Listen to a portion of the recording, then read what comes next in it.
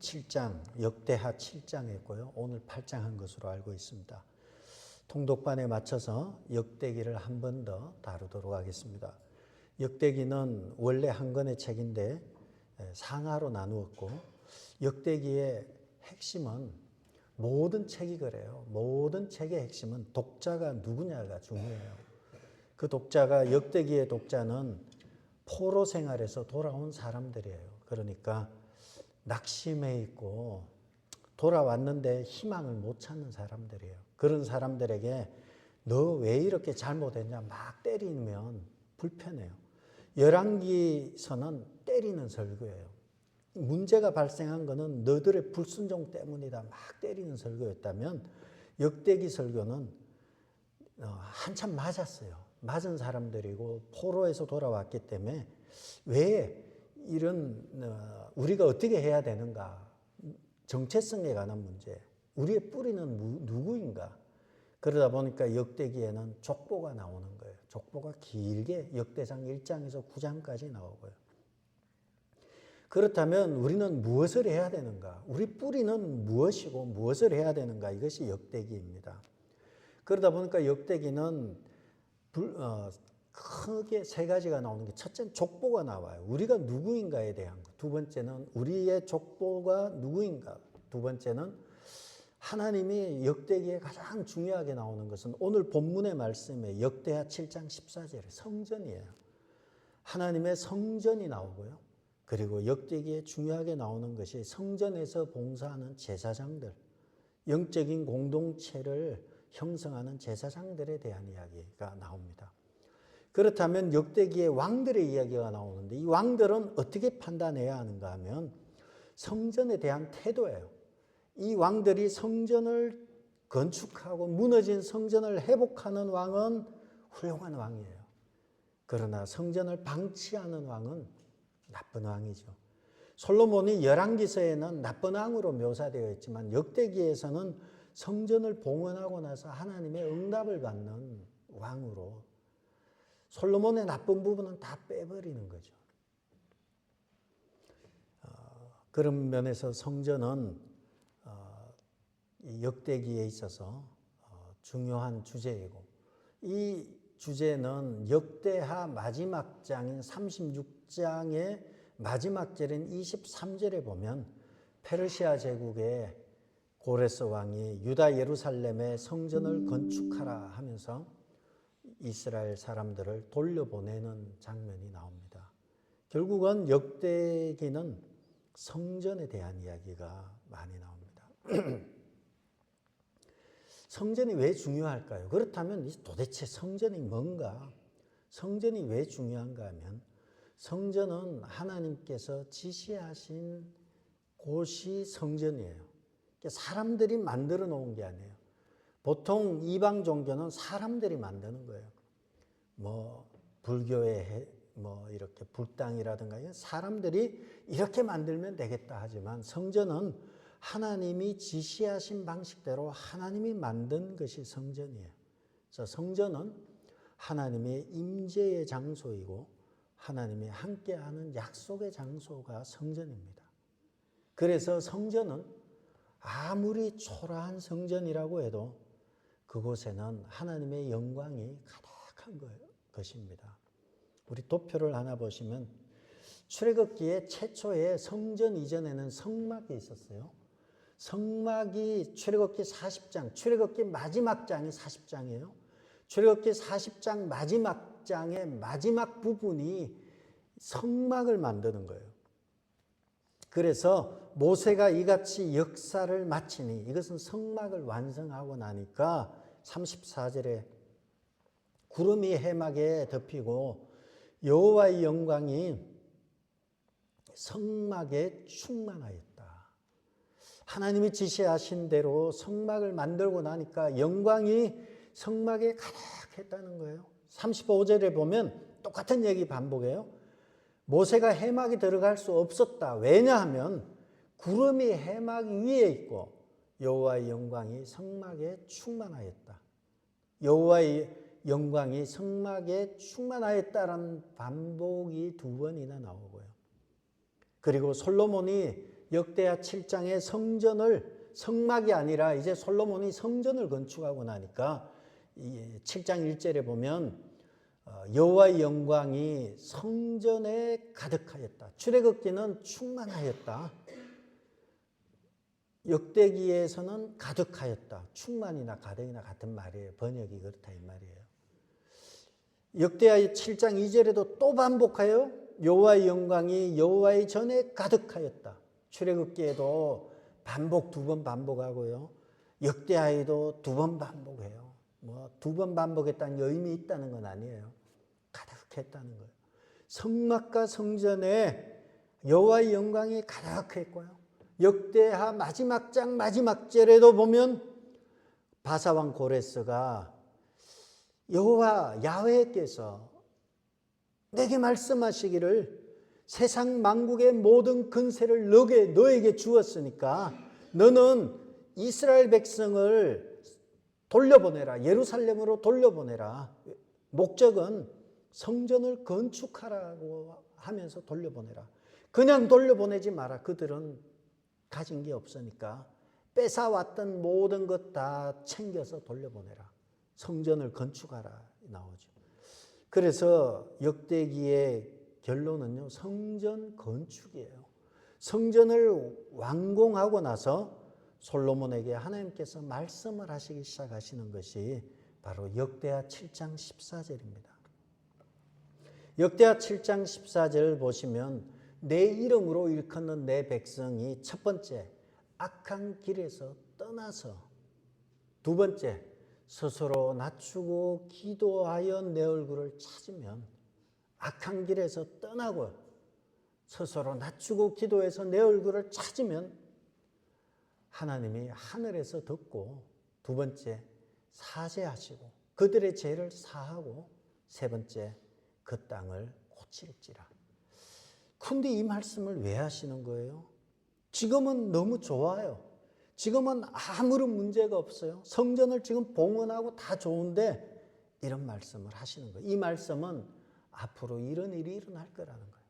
앞으로 너희들이 악한 길로 나갈 거라는 거예요. 너희들이 악한 길로 나가고 못된 짓을 하고 악랄한 짓을 할 거라는 거예요. 그때에 이 말씀을 기억하라는 거예요. 이스라엘의 왕들이 왜 망하게 되었는가?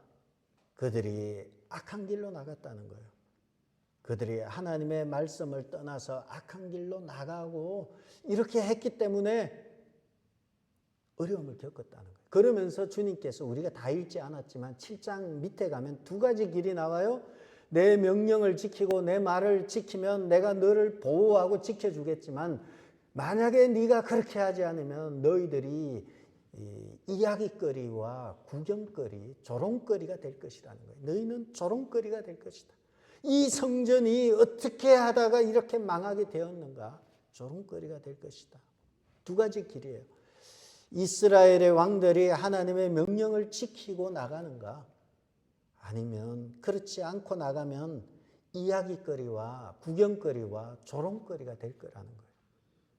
이것이 역대기의 성전에서 성전을 다 건축한 그날 밤에 하나님께서 솔로몬에게 나타나서 하신 말씀이에요. 이 7장 14절이 역대기의 주제 말씀이 되는 것입니다. 주님은, 하나님께서는 솔로몬이 아직 평안하였지만 국가적인 위기를 만났을 때 나라를 살리는 방법을 알려주셨어요. 여러분, 국가적인 위기만 말하는 거 아니에요. 개인의 위기를 만났을 때, 가정의 위기를 만났을 때 우리는 이 말씀을 붙들어야 돼요.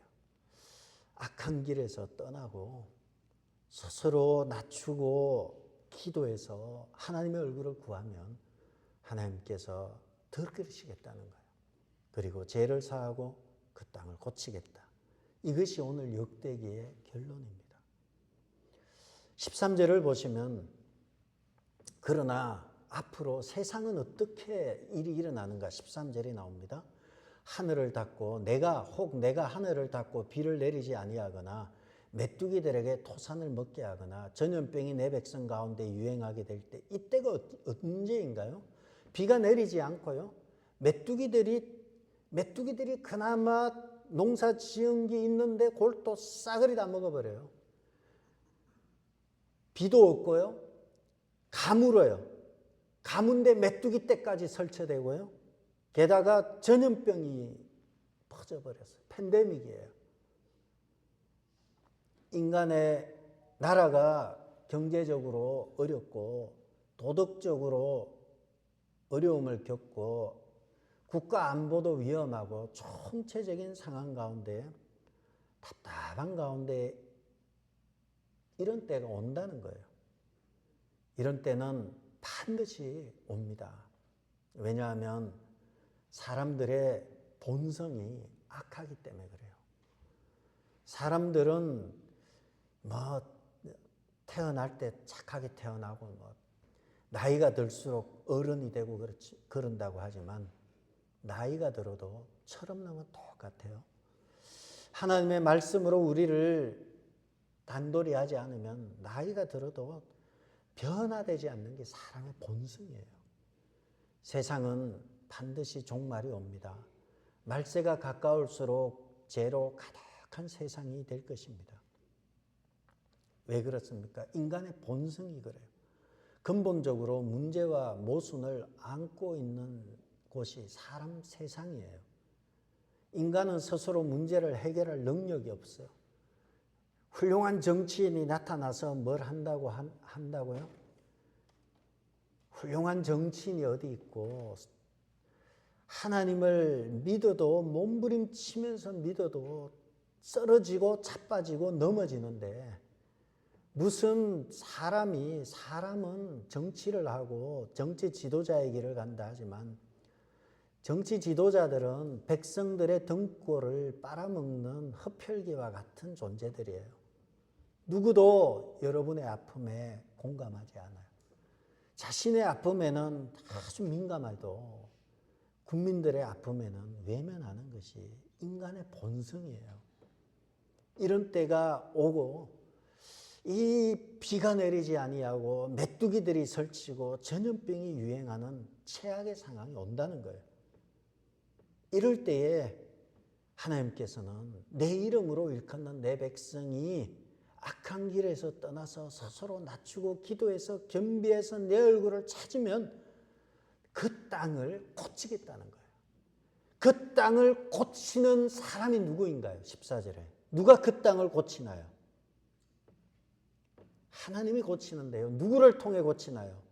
내 이름으로 일컫는 내 백성이 돌아올 때 고친다는 거예요. 정치가 고치는 거 아니에요. 정치를 잘해서 고치는 거 아니에요. 세상을 살리는 길은 교회와 성도밖에 없어요. 하나님은 교회와 그리스도인을 통해서 세상을 다스리고 세상을 살리는 거예요. 역사를 끌고 가시는 분은 하나님이시고 역사의 주체는 교회와 성도예요. 세상은 뭐예요? 교회와 성도를 위한 것이 역사예요. 세상의 역사는 교회의 역사예요. 교회와 성도가 세상을 구원할 길이고 세상은 하나님은 엑스트라로 세상을 교회에게 위임하신 거예요. 세상이 아무리 뛰어난 기관이 많이 있어도 하나님의 눈은 교회에 머물러 있어요. 내 눈과 내 마음이 항상 여기에 있으리라. 여기가 성전이지만 여기에 성전에 있는 것은 내 백성이에요. 하나님의 백성과 하나님의 교회가 세상을 끌고 가는 것입니다. 세상의 유일한 희망은 교회이고 세상을 구원할 곳은 교회밖에 없어요. 많은 경찰서와 많은 군인들이 있다고 해도요, 그 많은 군인과 경찰서보다 교회가 세상을 살리는 길이에요. 교회는 세상을 다스리는 하나님 나라의 지휘 본부이고 우리는 그 나라의 백성입니다. 세상의 위기는 어디서 오는가 하면요, 교회와 성도가 거룩함을 잃어버리고 본분을 망각할 때 세상의 위기가 오는 것입니다. 세상의 위기인 걸 어떻게 합니까? 지금 세상의 위기라 그래요. 왜 위기입니까? 교회 위기예요.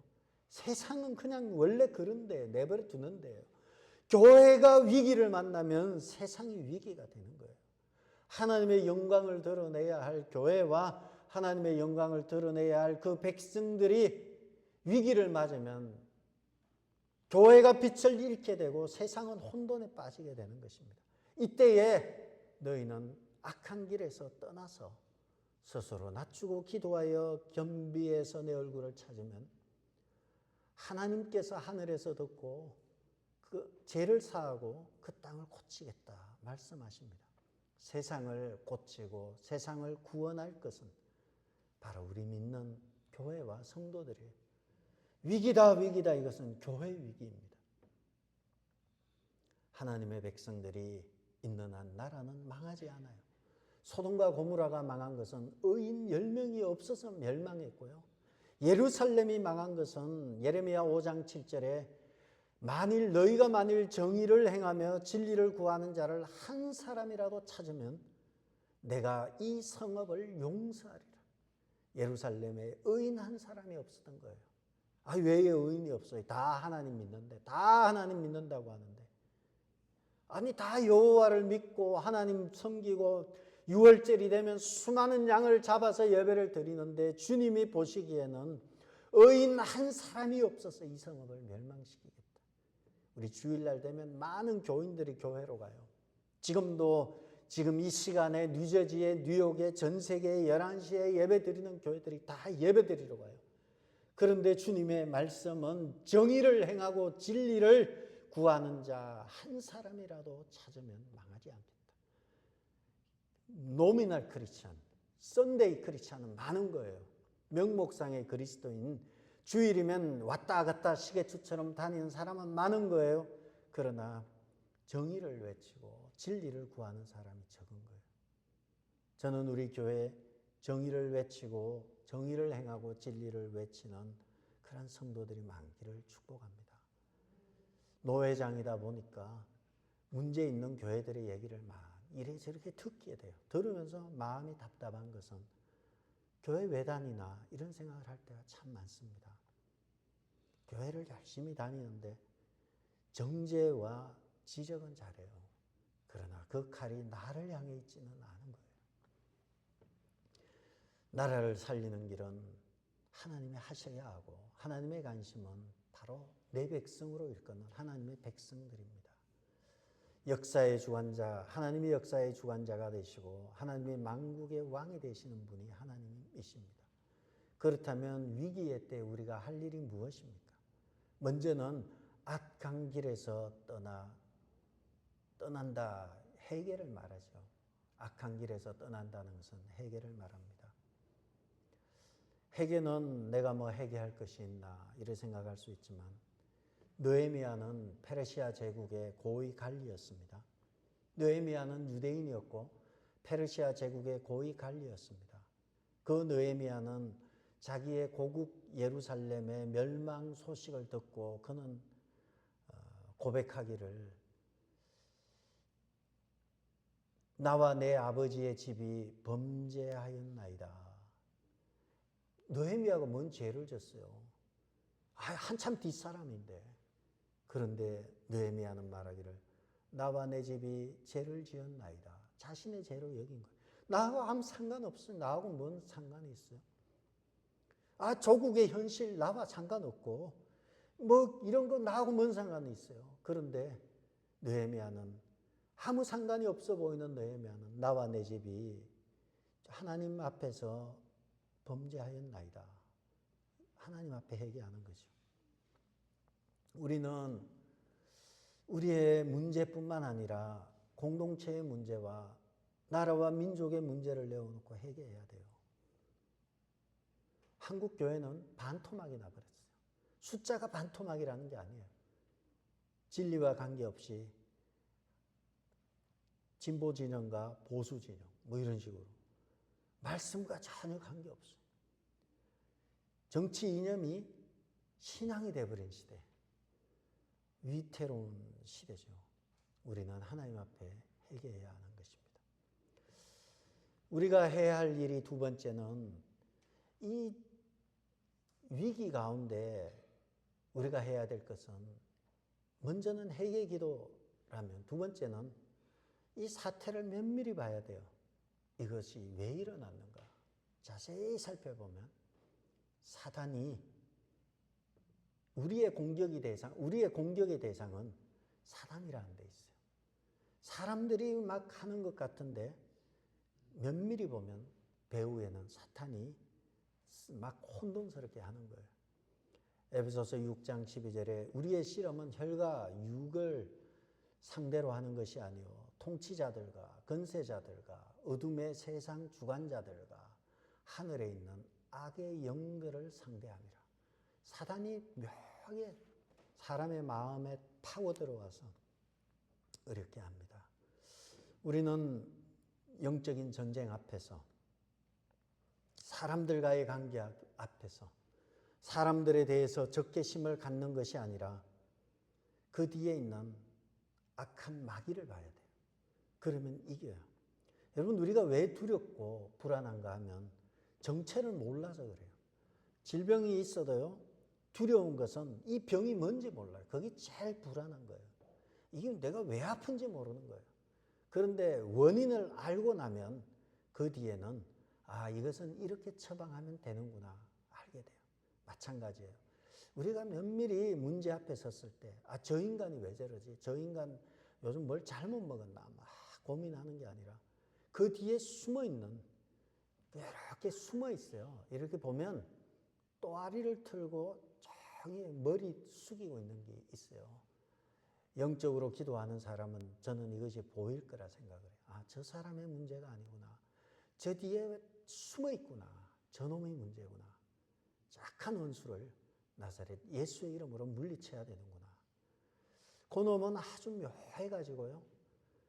여러분이 이길 수 없어요. 절대 이길 수 없어요. 하나님의 이름으로 예수의 이름으로만이 이길 수 있지 막 싸워서 이길 수 없는 사단이 있음을 알아야 합니다. 우리가 위기 가운데 있을 때 먼저는 하나님 앞에 회개해야 되고요. 두 번째는 깊이 생각해야 돼요. 믿는 사람이 생각을 안 한다는 것은 어리석은 거예요. 머리는 생각하라고 달려있는 거예요. 그냥 믿습니다 하면서 맹신은 옳은 거 아니에요. 머리를 가지고 생각하는 거예요. 곰곰이 생각을 해보면 배후가 보이는 거예요. 그리고 세 번째는 중요한 것입니다. 곰곰이 생각을 해서 중요한 것은 하나됨을 지키는 것입니다. 에베소서 4장 3절에 보면 평안에 매는 줄로 성령이 하나 되게 하신 것을 힘써 지켜라. 노력하라는 거예요. 힘써서 노력하라는 거예요. 뭘 노력하나요? 하나됨을 지키라는 거예요. 이거 굉장히 중요합니다. 저는 신앙생활을 지금까지 하고 또 성경을 보면서 내리는 결론이 딱 하나예요. 인간관계 보면 신앙의 성숙도를 알 수 있어요. 아무리 할렐루야 뭐 얘기를 해도요. 인간관계가 원만하지 않은 사람은 이 신앙이 낮은 거예요. 아무리 막 별짓을 다 하고 뭐 기도하는데 다니고 막 금요체라 수요 기도 별 곳에 다 뛰어다녀도 인간관계 못하는 사람은 저 사람은 신앙이 성숙하지 못하는구나. 왜냐하면 하나님께서도 십계명은 하나님에 대한 계명과 인간에 대한 계명이라 했죠. 이 십계명을 딱 줄이면은 하나님을 사랑하고 이웃을 사랑하는 거예요. 그것을 하나님께서 예수님께서는 내가 너희에게 새 계명을 주는데 내가 너희를 사랑한 것 같이 너희도 서로 사랑하라. 서로 사랑할 줄 아는 사람이 주님의 계명을 지키는 거예요. 그 성경에 있는 거예요. 그런데 성경을 가지고 정죄하고 비판하고 이거는 이래서 잘못되고 저건 많은 얘기를 쏟아내는 것은 덮을 줄 모르고 헤집어내는 것은 성숙한 것 아닙니다. 초대교회에 바울이 그걸 몰라서 그렇겠어요. 고린도 교회 문제를 몰라서 그렇겠어요. 바울은 성령에 하나 되게 하신 것을 힘써서 지켜라. 우리의 문제는 이게 막 헤집어내는 거예요. 너는 이렇고 저는 저렇고 막 in the name of Jesus, 막 예수님의 이름으로 저쪽 세력은 막이다. 그리고 막 소름이 끼쳐요. 막 어떻게 정치적인 색깔이 다르다고 이쪽 편은 저쪽을 막이라 그러고 이쪽 편도 저쪽을 막이라 그러고 서로 마귀 새끼라 그러고 막 편을 나누고 다투고 이러는 것은 옳은 거 아니에요. 예수님의 제자들의 특징은요. 예수님의 제자들 중에 시몬이 있어요. 시몬은 열심당이에요. 열심당 시몬은 로마에 대항해서 반정부 뭐라 그러나요? 항쟁 투쟁을 했던 사람들이 열심당이에요. 그리고 로마의 협조적인 사람들이 세리들이고 거기에서 일했던 사람들이에요. 예수님의 제자 중에 세리 마태는 로마에 빌붙어서 사는 사람이었다면 예수님의 제자 중에 열심당인 시몬은 로마에 항쟁했던 사람이에요. 그러나 그들이 다 예수님의 12제자 가운데 있었어요. 초대교회 안디옥 교회도 보면 헤롯 왕가의 헤롯의 젖동생이 거기 있었고요. 그리고 초대교회 안디옥 교회 지도자 중에 흑인 출신도 거기 있었어요. 흑인도 있었고요. 왕가 출신도 있었어요. 그룹을 짓지 않아요. 모두가 다 하나 되었습니다. 예수님은 십자가로 막힌 담을 허무시고 하나 되게 하셨습니다. 성숙함을 지키는 것 여러분의 일이에요. 성숙한 신앙인의 모습이에요. 말이 필요 없어요. 뭘 하고 이런 거 다 필요 없어요. 삶 속에서 사람과 인간관계 잘 맺는가, 성숙한가, 그것이 성숙도예요. 네 번째, 첫 번째는 회개하는 거고요. 두 번째는 사단의 정체를 알라는 것이고요. 세 번째는 하나됨을 지키는 거예요. 마지막 네 번째는 기도하는 것입니다. 성전에서 기도하는 거. 어떻게 기도하나요? 하나님의 얼굴을 찾는 거죠. 스스로 낮추고 기도하여 하나님의 얼굴을 찾는 것. 우리가 할 일은 하나님 앞에 기도하는 것입니다.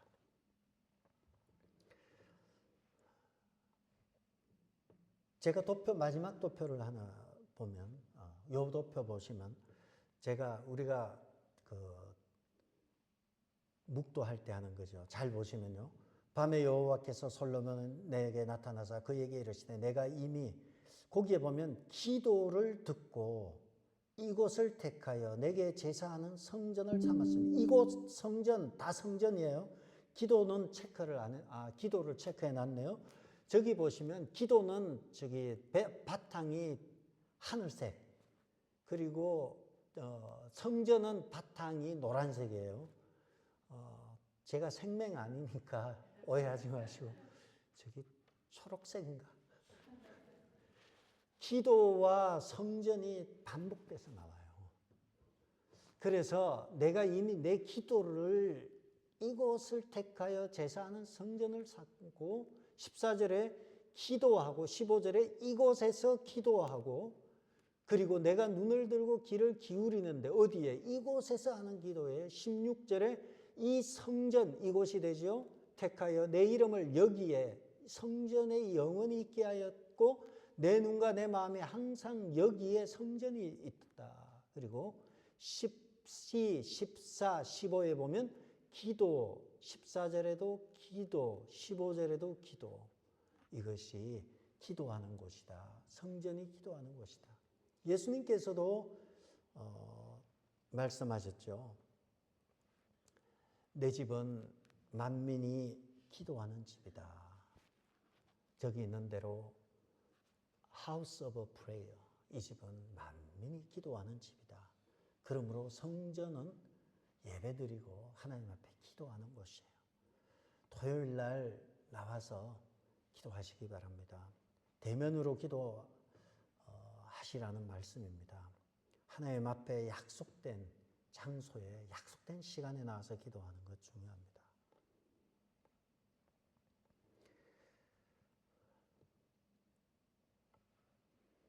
그러므로 우리가 하나님 앞에 나와서 나를 긍휼히 여겨달라고 나를 불쌍히 여겨달라고 기도하시기 바랍니다.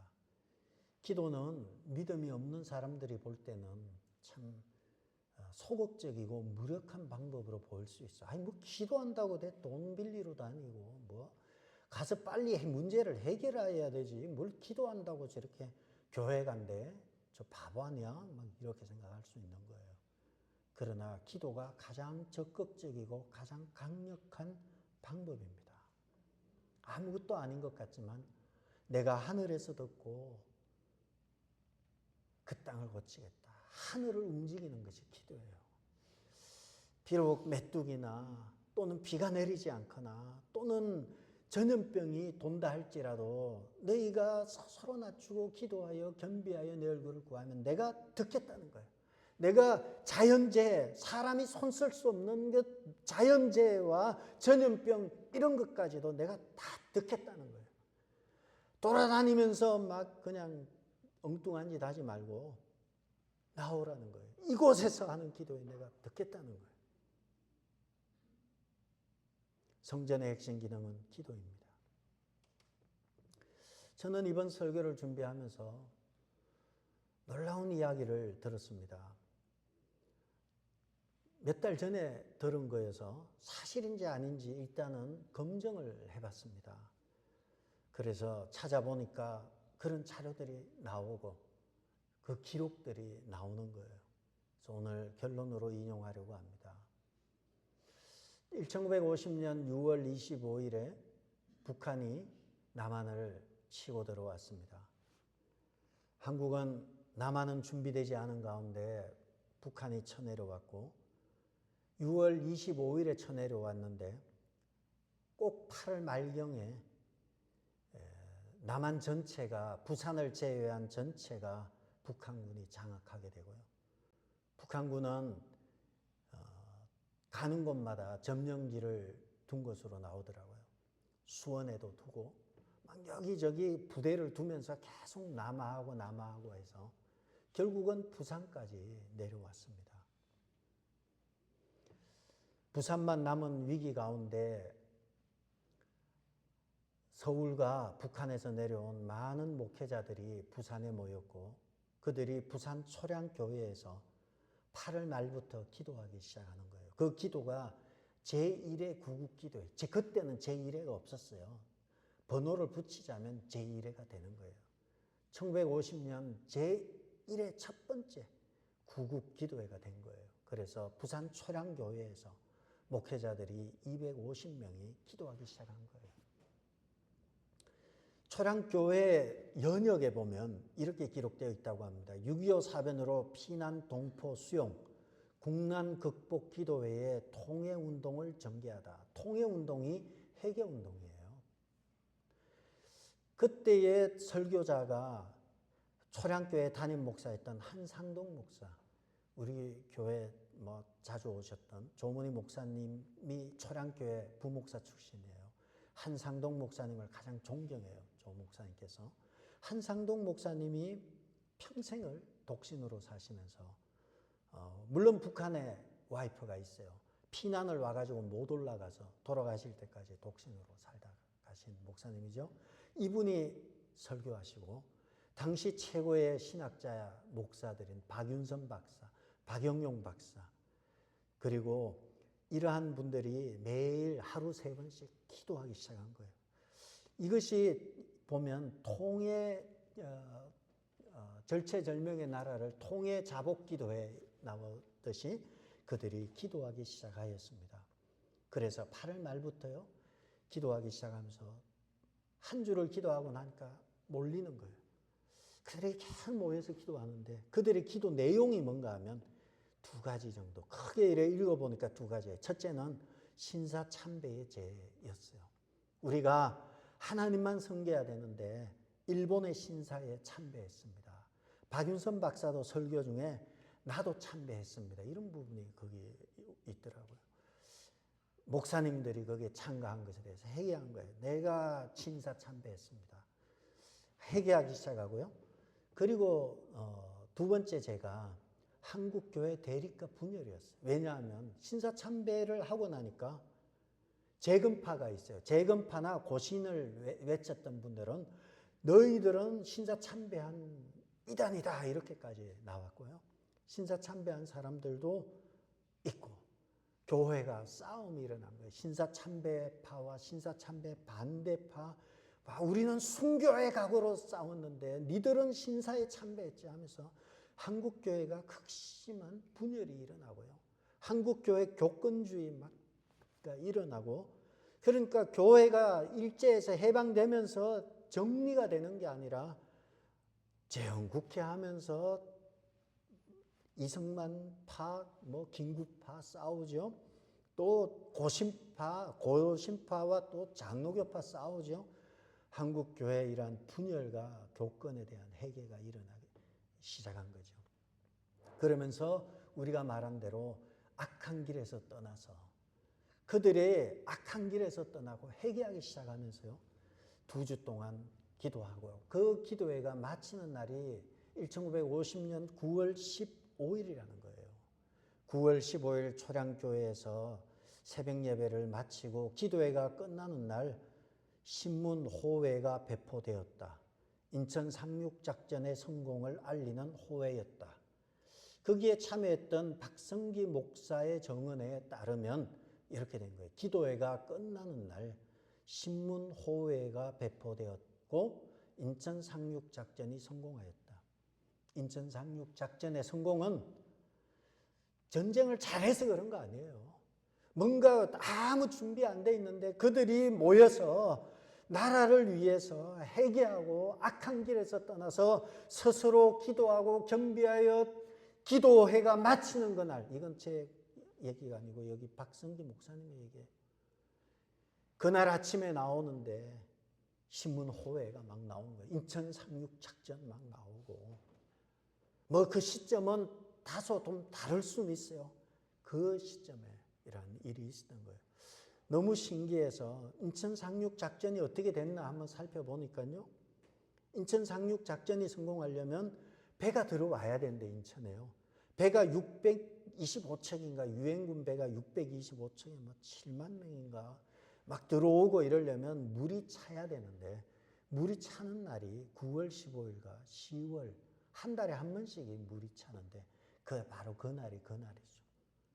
9월 15일 뭐 이렇게 들어오는 그날이 물이 차는 날이고 이 물이 차는 날 부산에서는 아무 힘없는 주의 내 이름으로 일컫는 백성들의 기도가 마치는 날이고요. 이날에 한국은 그리고 메가드는 남들은 안 된다고 했지만 그는 할 수 있다. 그렇게 하고 뭐 보니까 인천을 들어온다는 얘기가 들리면 위험할 것 같으니까 군산을 계속 공격을 했대요.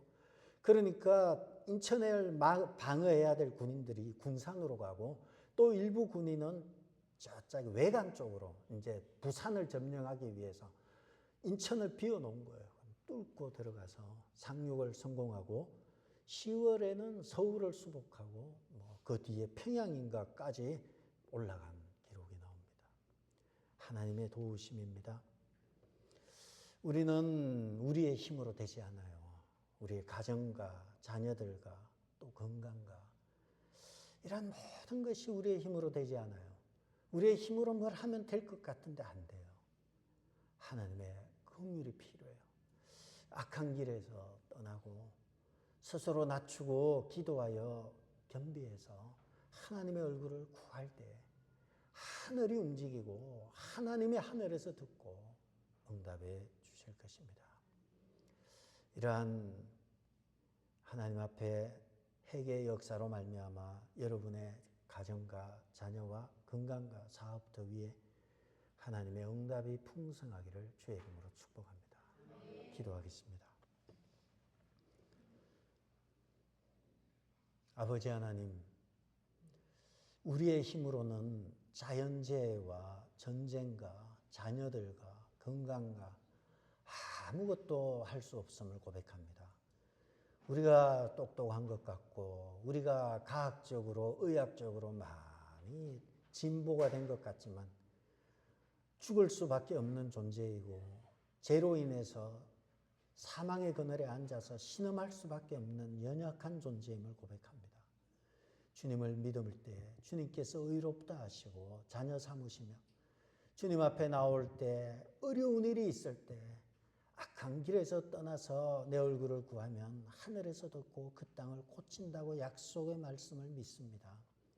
주님 앞에 우리가 회개하고 나올 때 하나님 우리의 어려운 문제들을 해결하여 주시고 우리의 문제 가운데 역사하여 주옵소서. 예수님의 이름으로 기도드렸습니다.